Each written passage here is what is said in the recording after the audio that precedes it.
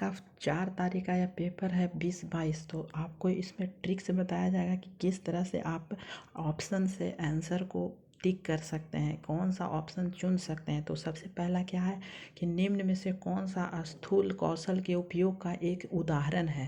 तो कौन सा एक उदाहरण है, तो एक पैर पर संतुलन करना। सेकंड ऑप्शन है एक मटर को उंगलियों से दबाना, किताब के पन्ने पलटना, पेंसिल पकड़ना। तो स्थूल मीन्स क्या होता है, मोटे मोटे दौर पर सीखना। तो मोटे दौर पर यहाँ पे फर्स्ट आंसर है क्या, एक पैर पर संतुलन करना। ठीक है, यह एक उदाहरण है। मटर को उंगली से दबाना, किताबों के पन्ने पलटना या पेंसिल पकड़ना ये नहीं होता है। ठीक है, होता है लेकिन यह ऑप्शन उतना सटीक नहीं है जितना यह जो मोटे मोटे दौर पर किया जा रहा है। ठीक है, अब अगला देखते हैं। अगला है विकासात्मक परिवर्तन किसका परिणाम है। तो विकासात्मक परिवर्तन किसका परिणाम है। तो देखिए लिखा हुआ है क्या है कि किसी व्यक्ति को केवल लिखा हुआ अनुवांशिक ढांचा, तो यह बिल्कुल गलत है।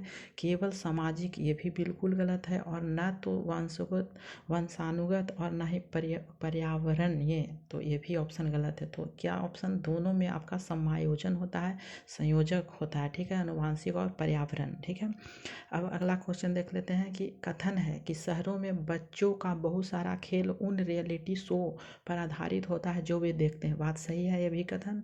और दूसरा कथन क्या कहता है, इन दिनों परिवार और साथियों के अलावा मीडिया बच्चों के समाजीकरण का एक महत्वपूर्ण माध्यम बनाया जा रहा है। तो ये भी ऑप्शन सही है। मीन्स दोनों आपका यह ऑप्शन सही है। ठीक है, जिसमें से कहा गया दोनों सही है और आर व्याख्या क्या कर रहा है, एक ही। ठीक है, अब अगला क्वेश्चन देखते हैं। अगला क्या है कि पियाजे द्वारा अधिगम को सुगम बनाने के लिए निम्नलिखित में से कारण महत्वपूर्ण है। कौन कौन से कारण महत्वपूर्ण है। तो पहला क्या है कारण कि शिक्षक की गतिशीलता, बिल्कुल सही है। विविध सामग्रियों का प्रावधान, ये भी सही है।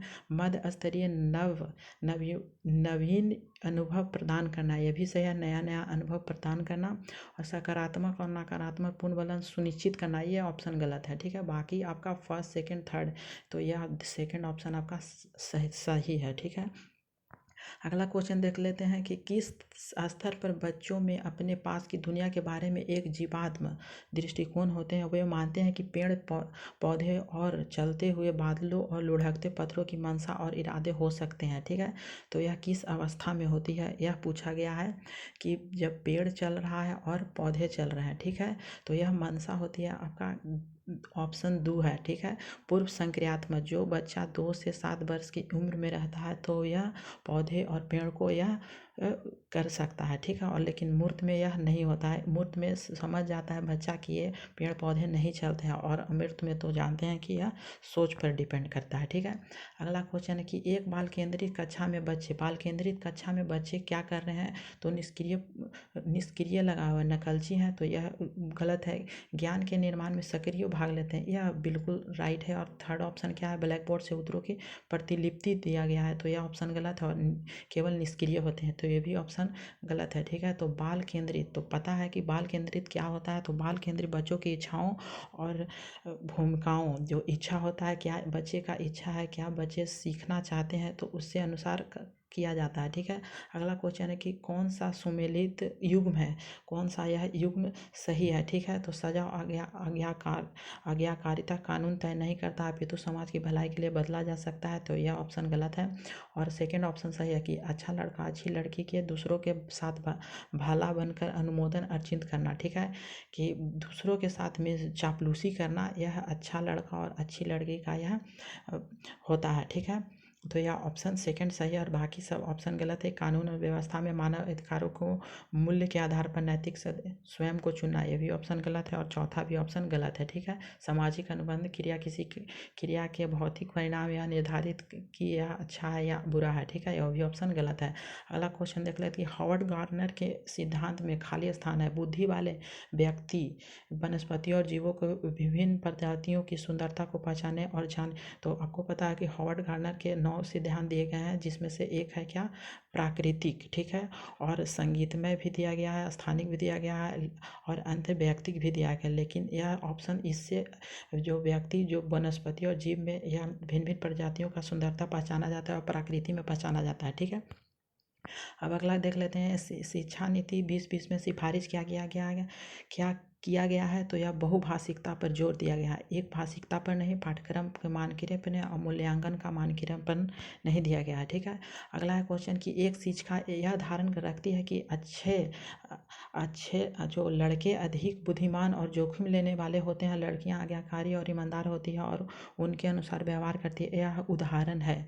तो लड़के अधिक बुद्धिमान होते हैं, ये कोई ज़रूरी नहीं है और यह जेंडर पक्षपात की भूमिका निभाता है। ठीक है, तो ऑप्शन फर्स्ट आपका सही है। ठीक है, जेंडर स्थिरता नहीं है, समानता नहीं है और समानता नहीं है। ठीक है, तो अगला क्वेश्चन देख लेते हैं कि यह कथन दिया गया है कि शिक्षकों को बच्चों का आंकलन करने के लिए भिन्न भिन्न प्रकार की आंकलन तकनीकी और विधियों का प्रयोग करना चाहिए। बिल्कुल सही है। और सेकंड है कि कोई भी एक मूल्यांकन जो ये ताकि तकनीक बच्चे को प्रगति और विकास के क्षेत्र में बारे में जानकारी प्राप्त करने के लिए सक्षम नहीं है। बिल्कुल सही है। तो यह दोनों ऑप्शन आपका सही है। ठीक है, तो मीन्स आपका यह व्याख्या दोनों आपका सही है। तो ऑप्शन ए आपका सही है, ए और दोनों सही है और सही है और आर सही व्याख्या कर रहा है ए का। ठीक है, अब अगला क्वेश्चन देख लेते हैं। निम्नलिखित कौन सी स्थिति सीखने के लिए आंकलन को नहीं दर्शाती है? कौन नहीं दर्शाती है? तो देखिए यहाँ पे क्या लिखा है कि छात्र सक्रिय रूप से सोचते हैं। बिल्कुल सही है। शिक्षक सीखने को सुसाधित करने के लिए रचनात्मक गुणात्मक प्रतिक्रिया देते हैं, यह भी बिल्कुल सही है। और यहाँ पे लिखा गया है क्या कि थर्ड में है तो प्रदर्शन बढ़ाने के लिए छात्रों के बीच में लगातार तुलना करना, तो यह ऑप्शन बिल्कुल गलत है। तो ऑप्शन थर्ड यहाँ पे आंसर सही होता है। ठीक है, और रचनात्मक मूल्यांकन कई तरीकों से किया जाता है। बिल्कुल सही है। अगला क्वेश्चन देख लेते हैं। समावेशी शिक्षा के लिए क्या जरूरी है? ठीक है, सबका साथ सबका विकास के में क्या जरूरी है? तो लचीला शिक्षा शास्त्र होना चाहिए। ठीक है, शिक्षा साथ होना चाहिए।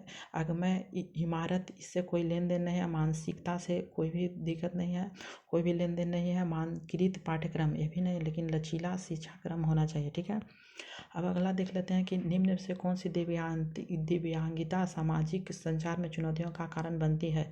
तो यह ऑप्शन क्या है? तो आत्म केंद्रित या स्वलीनता। ठीक है, यह ऑप्शन गलत है। पढ़ने से कोई रिलेटेड है, गुण से कोई रिलेटेड नहीं है, गतिमान दिव्यांगता से कोई भी रिलेशन नहीं है। ठीक है, अगला देख लेते हैं कि निम्न में से कौन सी सुविधाहीन पूछा है वंचित समूहों के शामिल करने में मदद करता है? तो कौन करता है? तो विविध को महत्व देना यह करता है। और गैर प्रशासनिक पाठ्यक्रम, इससे कोई लेन देन है। प्रमुख समूह की ओर केंद्रित शिक्षा साथ, तो इससे भी कोई मतलब नहीं है। मानकीकृत परीक्षा लेके भी कुछ नहीं किया जा सकता है। तो सुविधाहीन और वंचित समूह के शामिल करने के लिए क्या चाहिए? तो विभिन्नता को महत्व देना चाहिए। ठीक है, अगला क्वेश्चन देख लेते हैं कि सामग्री को कई तरीके से प्रस्तुत करने के लिए प्रावधान में से किसका समावेशन की मदद मिलेगी? तो देखिए यहाँ पे श्रवण बाधित छात्र, दृष्टिबाधित छात्र, अधिगम कठिनाई महसूस करने वाले छात्र, और यहाँ पे लिखा हुआ है गतिमान दिव्यांगता वाले छात्र। तो ये ऑप्शन फोर्थ आपका सही है, चारों होना चाहिए। ठीक है, अगला क्वेश्चन है निम्नलिखित में से कौन सा विकल्प दी गई दिव्यांगता और संबंधित छात्रों के समावेशी हेतु यथोचित संयोजक रणनीति का संयोग है? ठीक है, कौन सा संयोग है? तो आपका फर्स्ट ऑप्शन सही है, गुणज जो कैलकुलेटर का प्रावधान दिया गया है। और यह पठन से कोई लिखन और श्रवण दोष से ऑडियो टेप देना, ये भी नहीं है। और दृष्टि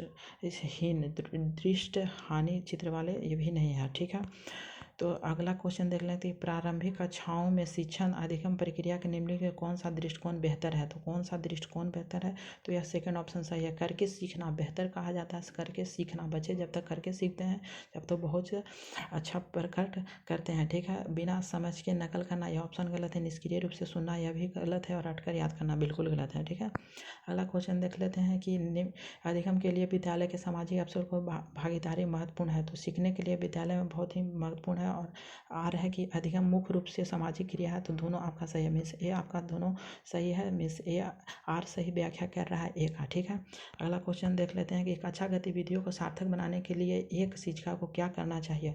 तो क्या करना चाहिए? तो देखते हैं। उन्हें खंडित संबंध खंडित विभाजित करना बिल्कुल गलत है। उनके बारे में अस्पष्ट निर्देश देना, ये भी गलत है। उन्हें संदर्भहीन तरीके से प्रस्तुत करना, ये भी गलत है। लेकिन ये ऑप्शन फोर है, उन्हें उचित संदर्भ में स्थित करना चाहिए। ठीक है। अगला क्वेश्चन देख लेते हैं कि निम्नलिखित में से कौन सा शिक्षण पद्धतियाँ शिक्षण अधिगम प्रक्रिया में सकारात्मक योगदान नहीं देती है, ठीक है। कौन सा नहीं देती है, तो आवश्यकता अनुसार पाठ्यक्रम का अनुकूलन बिल्कुल सही है। छात्रों की अनुभवात्मक शिक्षा, ये भी सही है। और पाठ्याचार नियोजन में नवाचार, तो ये भी सही है। और आपका पाठ शिक्षा केंद्रित कठोर शिक्षण, तो यह ऑप्शन गलत है, ठीक है। तो मीन्स आपका 4 ऑप्शन यहाँ पे सही है, ठीक है। अगला देख लेते हैं क्वेश्चन कि एक शिक्षक द्वारा पढ़ाए जाने वाले विषय वस्तु को छात्र के दैनिक जीवन के अनुभव से जोड़ता है, तो बिल्कुल सही है। और आर क्या है कि बच्चे स्कूल में जीवन के महत्वपूर्ण अनुभव लेकर जिस पर शिक्षक को ध्यान देना चाहिए, बिल्कुल सही है। तो दोनों ऑप्शन सही है। मीन्स क्या कर रहा है कि आर सही व्याख्या कर रहा है ए का, ठीक है। और अगला क्वेश्चन देख लेते हैं कि निम्न में से कौन सा शिक्षकों को उनके सीखने में स्वमूल्यांकन कर सकता है, तो यह ऑप्शन सही है, अधिसंज्ञान, ठीक है। अधिसंज्ञान कर सकता है। विस्मरण ऑप्शन गलत है, सेकंड और थर्ड, ठीक है। तो और लास्ट क्वेश्चन है क्या कि बच्चों में भ्रांतियाँ होना है, मीन्स यह बिल्कुल सही है, प्राकृतिक रूप से होता है, ठीक है। Thank you for watching this video.